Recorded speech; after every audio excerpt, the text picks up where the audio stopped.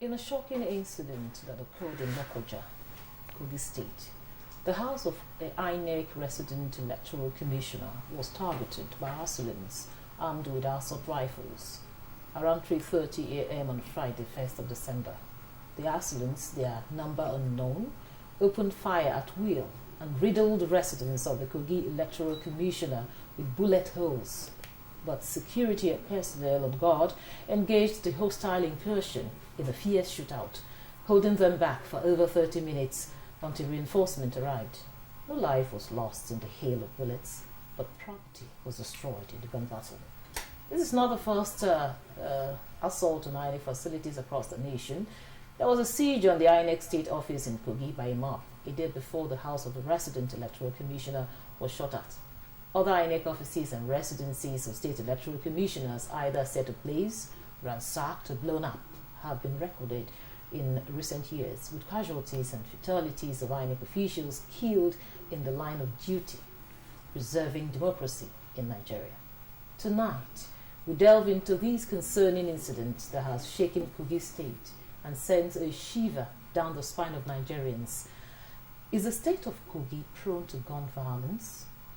Does security in the country need to be retightened with counterintelligence on primary and secondary targets against the state after elections?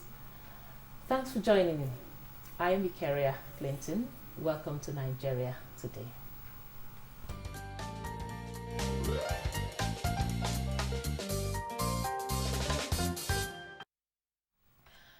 Joining us tonight are two esteemed guests, a security expert with an Eagle Rescue and Alarm System, Dr. Kingsley Uzoma. Good evening. Thanks for having me. And also with us in the studio is the Program Manager Election, Yaga Africa, Paul James. Welcome to Nigeria Today. Thank you for the invitation. Now, Dr. Kingsley, it does appear that during the election or even before the election, we are expecting something to happen, something untold, sort of, even before the election, during the election, after the election, we are expecting something. We don't know what it is exactly, but we just expected something, and suddenly this one happened in Kogi State. What are some of the underlying factors that would have led to these, this kind of assault? Well, like we would say in my field of study, environment is a determinant of history. So the environment, Kogi State is an area that we know that are prone to electoral violence before, during, and after the elections. So if you check the history, especially in the past 8 years of election in that state, you will know that yes, this is expected. And on the path of the electoral umpire and the security personnel, they should know that this is a red zone on matters of elections. And given maybe the outcome of the just concluded election in that state and all that went there, you don't need to a fortune teller to tell the security agency that this critical infrastructures need to step up its security, from the resident electoral commissioner to the INEC offices and what have you. And when incidents like this happen, you begin to wonder, because by now I expected the CCTV footage of the ugly event that took place some hours ago. But with the way the accounts went and everything, one begin to wonder, does it mean that there are no surveillance gadgets at the residence of the Electoral Commission? And maybe let me take your mind back, even how it was analyzed. If you remember, sometime in 2015, just barely 48 hours after the election, the resident electoral commissioner in Kano, the next thing we heard was an inferno that took his life, that of the wife, and 2 kids. Up till today, nobody. So INEC has suffered collateral damage in that regard. That should be able to maybe help the agency to say, no, invest more in the area of security of your personnel and the infrastructure. So that brings you to critical infrastructure surveillance and protection. The headquarters of INEC, in my own view, which I've always recommended, should have remote surveillance of its key facilities across the 36 states of the Federation and FCT. wherever there are incidents, you can activate something from your headquarters that gives you live view of activities that you will be able to know how to respond in terms of emergency response. Now, in response to that of Kano, I think we were later informed that it was electrical fault. So, Paul, I know you were observing some of these states during the election. I know you, even if you were not in Kogi, I know you were in a worry. Okay, but you gathered some information from your fellow observers. From what you observed and from the information you gathered, did this come as a shock to you? Because before you respond, because some election observers that came to the program, they said relatively you didn't have much violence compared to other elections. So did this come as a shock? No, it did not. We were in the 3 states of Kogi, Bayelsa, and Imo, and then we started observing election from the pre-election phase. So building up from June to the election day for Kogi State, Kogi was in the news for all the wrong reasons, sadly.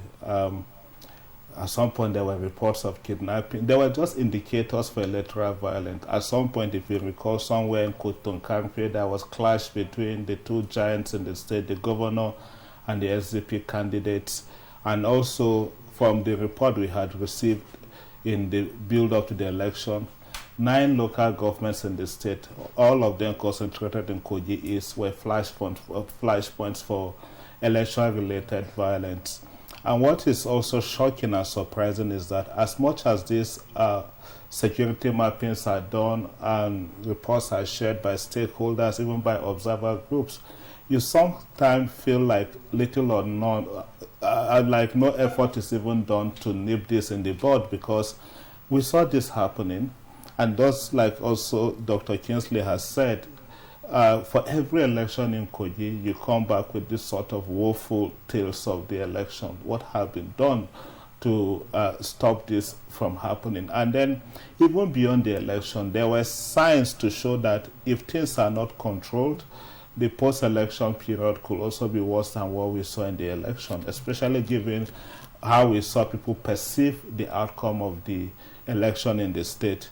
Election happened the morning of the election. We had reports of pre-filled result sheets, mostly around Kogi Central, and also I know INEC reported that morning that it affected 56 locations.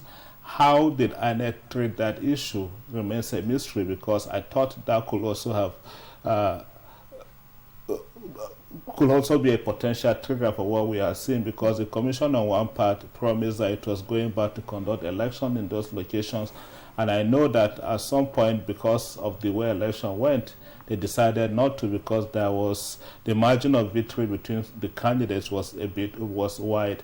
Not also that, there were concerns about inflated votes and all of that. So you wanted to see, I thought people expected to see how the commission would have responded to that. Perhaps this is happening because they didn't get the sort of response they want. I don't know. I don't want to conclude on that. But I also expected that sometimes the sort of action you see in the build-up to the election, you also want to see that it's extended at least to some few months after the election, meaning on the part of the security, they do what they call this show of force. Before the election, you see them with their heavy gadgets, especially in the week of the election. Can that also be sustained even after the election, just to ensure some relative peace before they will also return to their own bases? But that also is not making excuses. It's unfortunate that this incident had happened in Kogi this morning. We are also hoping, again, just like Kingsley has said, that it's not going to be a case of what happened in Kano, that whoever the culprits from this will be apprehended, and then that there will be sanction for whoever is behind this heinous incident that happened in Kogi State. Now, Dr. Kingsley, just like you mentioned, I was saying, are there areas we're lacking in our security architecture in terms of, before the election? We usually ask the security operatives what the level of preparedness. They tell you how prepared they are, they're on top of their games and all of that. This is before the election, during the election. But after the election, it's like to your tent, who is right? Everybody leaves, and this one happened, of course, after the election where there were no security operatives. Now, are there areas that more attention should be paid? Because he also mentioned the fact that there should be kind of a form of security, for these officials, after the election. So are there areas we're lacking in our security architecture? Well, at some point or given scenarios like this, you want to query, are there still intelligence officers? The secret agents, those who do undercover, are they really doing their job? To be fair, the answer is no, because if they're actually doing their job, we shouldn't be having things like this. Because the perpetrators of these evils are not spirits. They are humans. And they are not just mere thugs or criminals. Otherwise, but nobody carted vehicle away or any valued property. They had a target, which is politically related. So those responsible for their actions are political actors.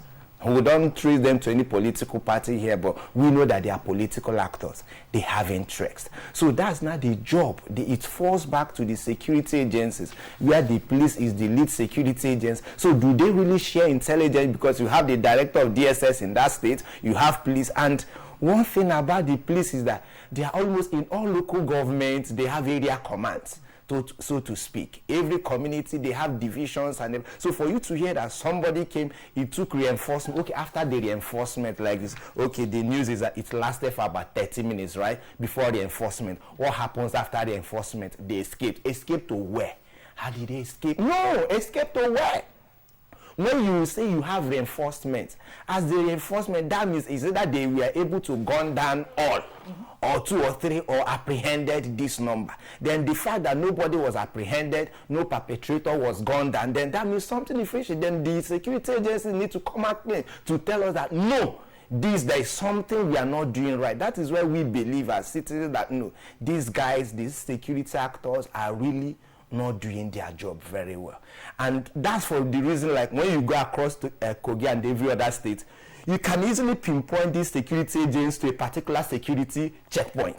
So as criminals thugs, you know that, okay, if I perpetrate evil here, I know the escape route. We've been recommending do a routine patrol. Because when you are doing patrol, you can be able to accost somebody somewhere and maybe suspect something. But when you are just somewhere, they know how to, avoid, and this way they are out to meander and find their way out. So we really need to go back to the drawing board. And when things like this happen, the IG, the police hierarchy, and other security agents, they need to call their directors, their heads in such states to order. You investigate them, in fact, you remove them from there until they provide their account. You deploy more squad to make sure you hunt them, comb all the bush, all the area, and I expect that to happen between now and Monday. If it doesn't happen between now and Monday, that means there is something they are not telling, because we cannot continue like this, because other states are watching. By next year, we'll have another circle election in Edo State and Ondo. So they are watching how things are playing out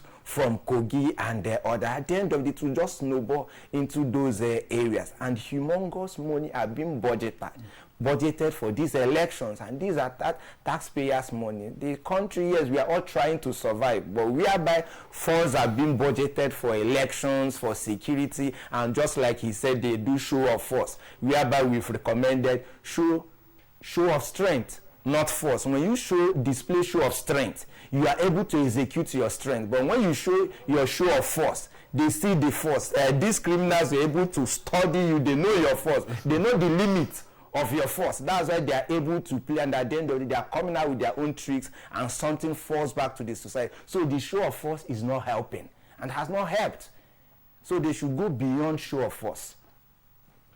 They should go beyond show of force. I like that word. Now, Paul, looking at the terrain, I rightly mentioned Bayelsa, Imo, Kogi, because we are not just restricting to Kogi.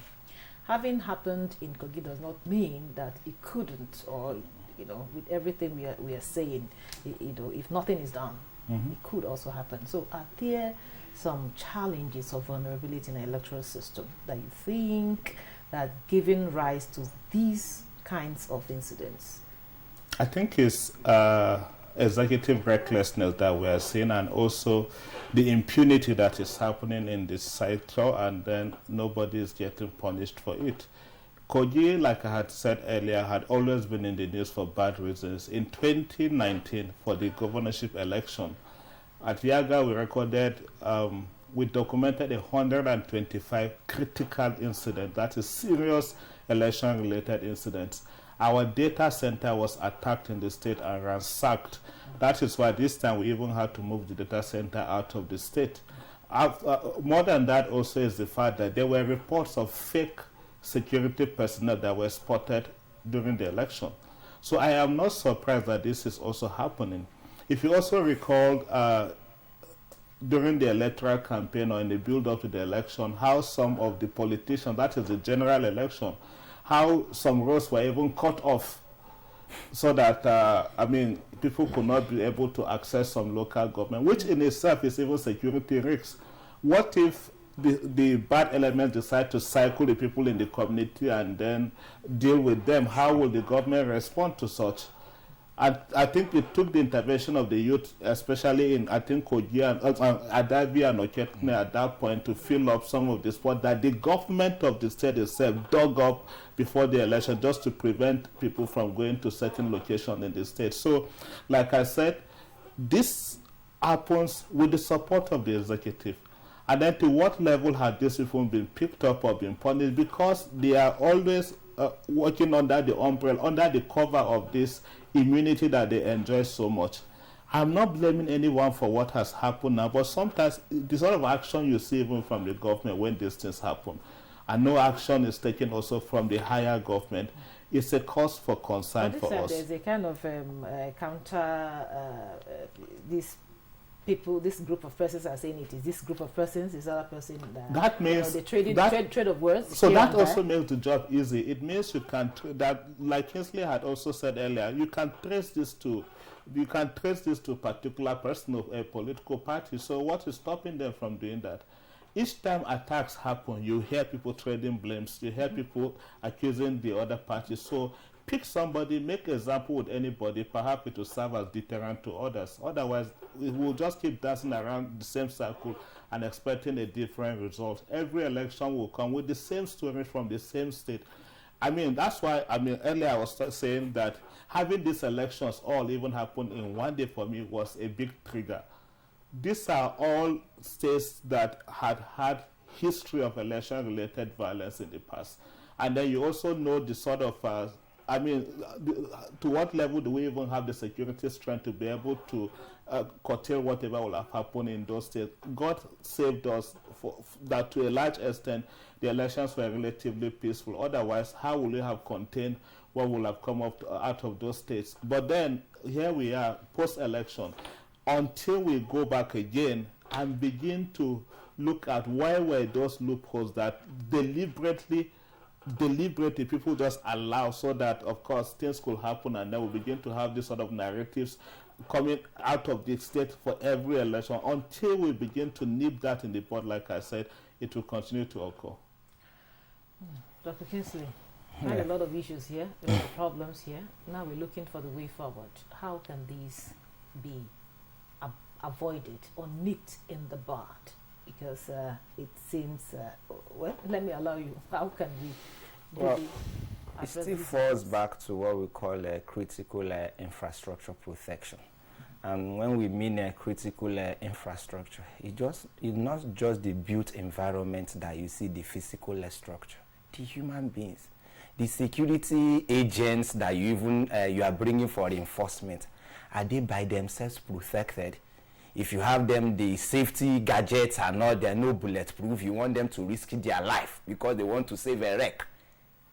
Things like that is a problem. The fueling, the communication gadgets, and everything. So you see, we really need to go back to the drawing board, make sure that all these things are provided. Because he who wants to protect must first be himself, be protected. You have to be protected for you to protect another. Then when incidents like this happens, we don't just receive mere rhetorics from government agencies or the security agencies to just give a press release. No. Go into deep investigation.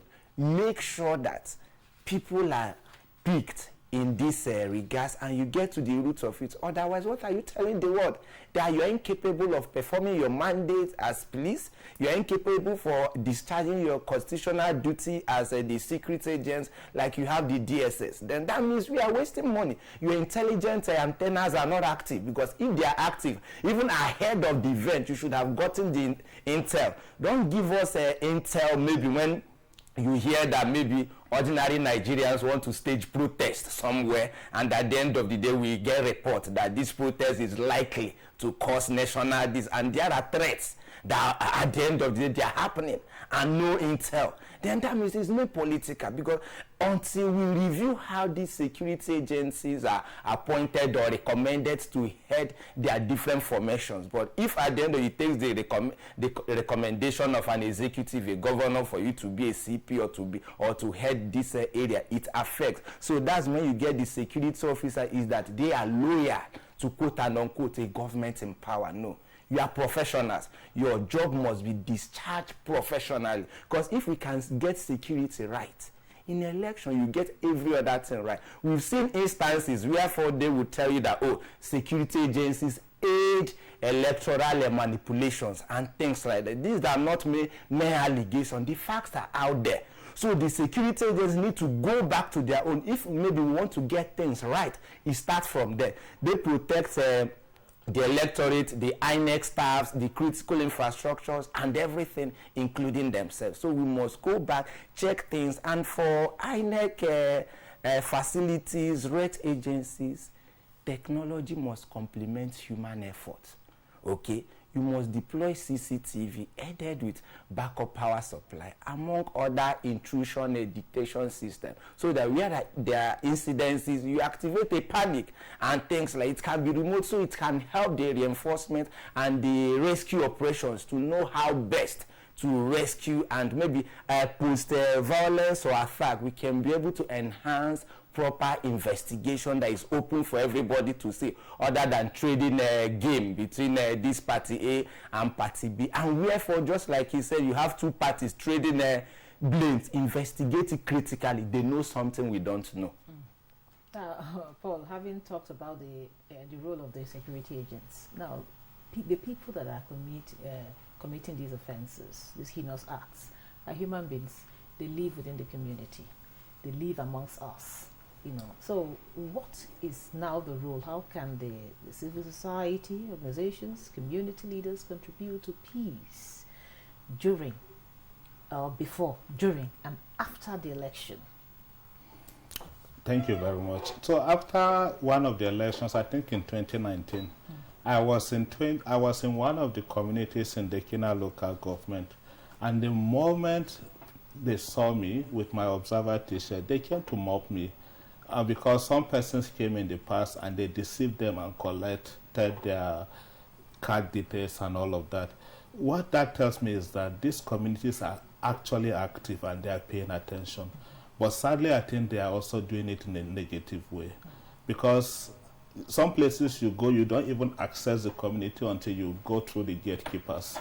So if you have people like this that are respected in the community, to what extent are they using their influence? To what extent are they also doing intelligence gathering? If it is the capacity that is lacking, especially in how they will be providing feedback to the security agencies or to the relevant authorities, maybe this is when also we need to begin to explore how to help to provide that needed support or build those capacities.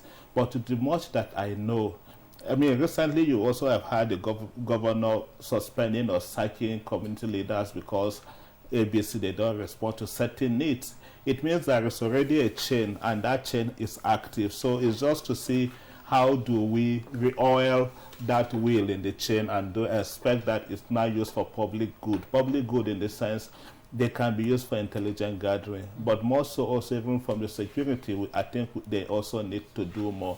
We want to see civil security relation enhanced. We want to also see that intelligence gathering is improved in the state. Thank you very much. And that's with that we wrap up today's episode of Nigeria Today. But before then, we say very thank you to Dr. Kingsley Uzoma, the security expert with Eagle Rescue and Alarm System. Thank you so much. Thanks for having me. And a very thank you to Paul James, the program manager, Election Yaga Africa. Thank you so much. Thank you very much. And thank you for being part of the program. Don't forget, Nigeria Today airs weekdays at 7:30 p.m. on NTA News 24. You can also check out this episode and other episodes on www.youtube.com/NTA News 24. Once again, thank you for watching. I am Victoria Clinton. Have a wonderful weekend.